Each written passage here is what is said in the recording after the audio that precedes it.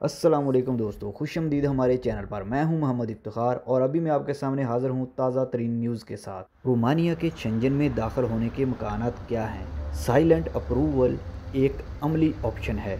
Victor नेग्रेस्को ने antenna 3 TV में कहा, इस वक्त हुकूमत चाहती है कि रोमानिया मार्च के आगाज़ में शेंजन में दाखिल हो, हवाई और बहरी रस्तों के ज़रिए, और फिर जनवरी 2025 में सड़क की सरहदों के साथ भी दाखिल हो, ज़मीनी रास्ते के ज़रिए।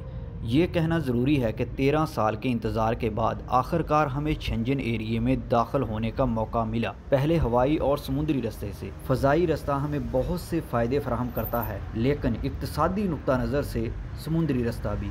बहुत से ममालिक शेंजन एरिया में 2 कदमों में दाखिल हुए, यहाँ तक कि ऑस्ट्रिया भी।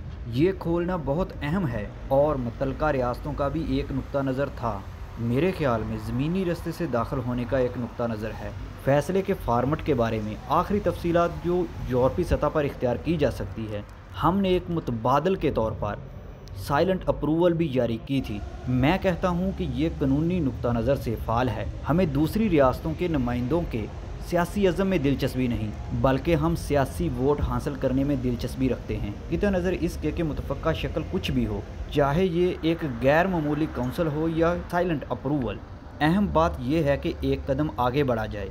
हवाई और समुद्री रास्ते से दाखिल होने के माशी और शोहरत के फ़ायदे नाकाबिल तरदीद हैं, माशी और रेपुटेशनल फ़ायदे। मुझे उम्मीद है कि हम ये पहला कदम उठाएंगे, क्योंकि हम हकीकत में मौजूद हैं शेंजन के इलाके में। हम पहले ही आज़ाद नक़्लो हरकत के इलाके में दूसरी रियासतों के साथ मालूमात का तबादला करेंगे।